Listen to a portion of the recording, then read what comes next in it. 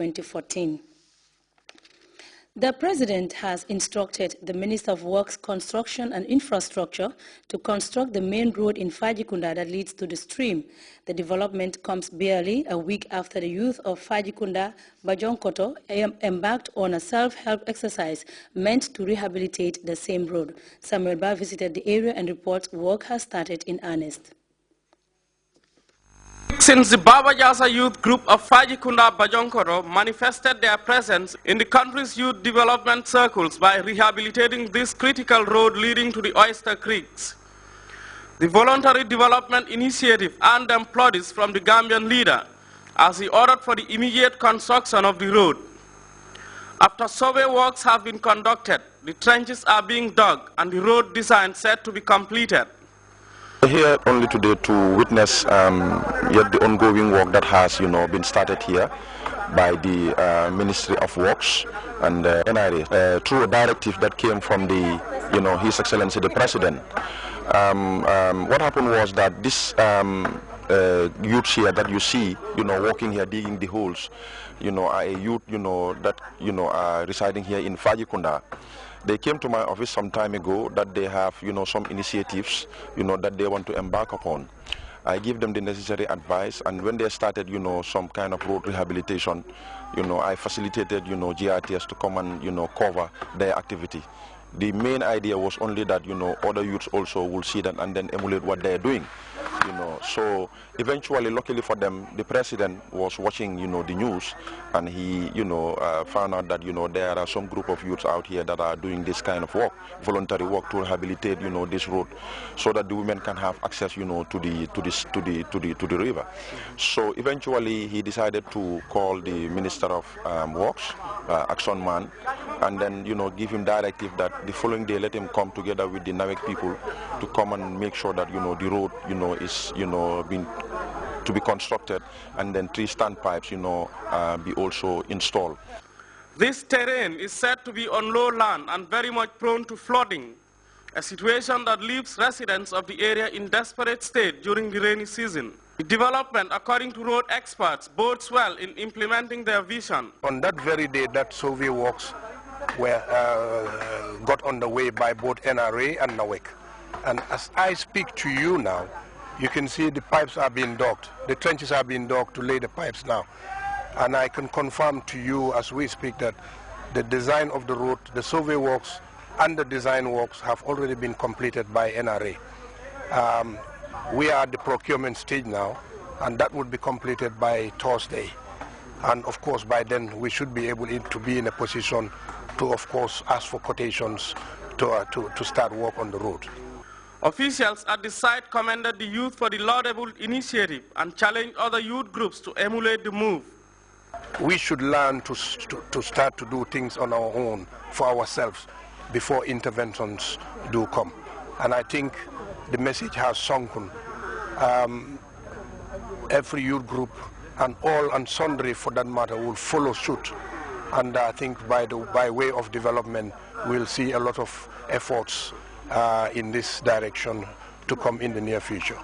The task saw the active participation of a cross-section of the community, including women who were not left in the digging of the trenches. Youth leaders Demba Sow and Fatou Bintou Sane both believe that the advent of the road and pipe-borne water supply marks an end to their nightmare. A resident of the area, Ami Jata, described the project as a dream come true. The Alcalo of Fajikunda Bajonkoro was full of praises for the Gambian leader.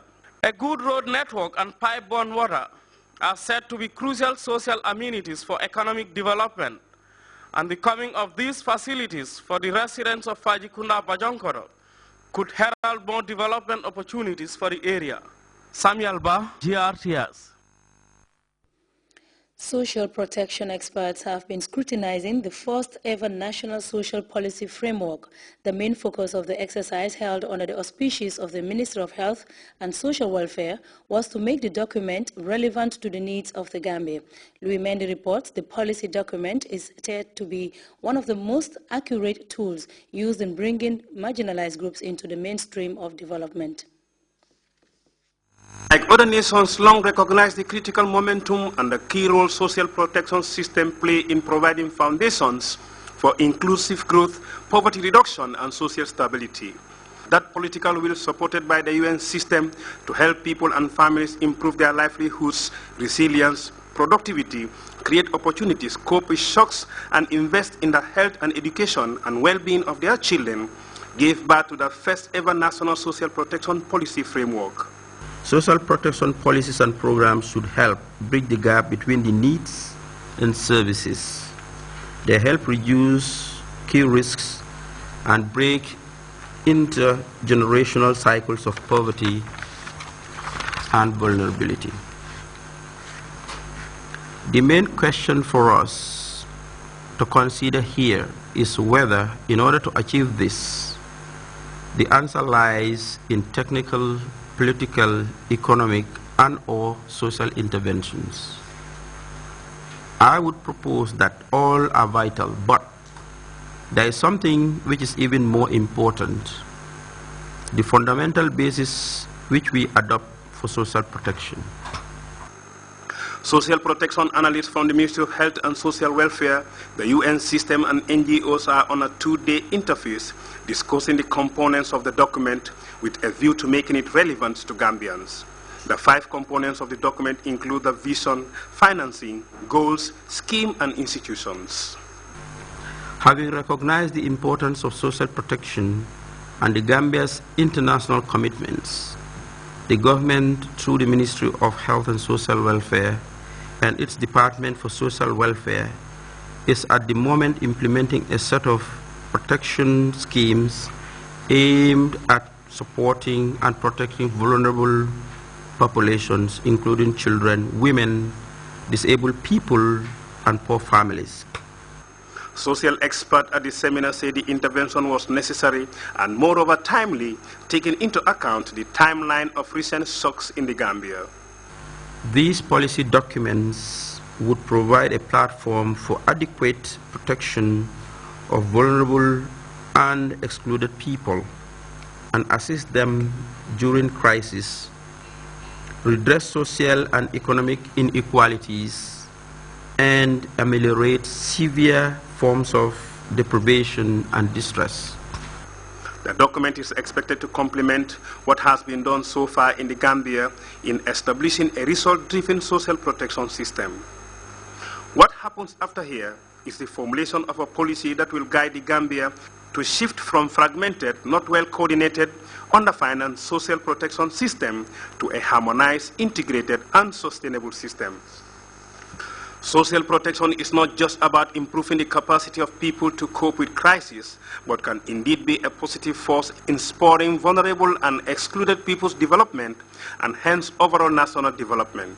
Social experts at this convergence are custodians of the belief that a sound social protection system is one of the most accurate tools to use in bringing marginalized groups into the mainstream of development. Louis Mendy, Grts. The National Coordinating Organization for Farmer Associations in the Gambia, NACOFAG, has been briefing journalists on the International Year of Family Farming 2014. Issues revolving around sustainable agriculture and the role of family farming in the drive to ensure national food security and stability were discussed at length. We have more in this report by Fatou Janembai. A year since the General Assembly of the United Nations unanimously declared 2014 as the International Year of Family Farming. The initiative gave special attention to family farming as a primary actor and an effective arm in maintaining agricultural sustainability and peace building across the globe. The Gambia, which is part of the 5 continents with over 350 organizations supporting the campaign, coordinated by the World Rural Forum, recently commemorated the day. The day-long exercise was summoned to increase awareness among the country's agrarian community on the role of the International Year of Family Farming 2014 in ensuring food security and stability. It is fitting, therefore, that the United Nations has named 2014 this year the International Year of Family Farming. It provides an occasion to highlight the role that family farmers play in eradicating hunger and conserving natural resources, central elements of the sustainable future that we all want. Support to family farming need not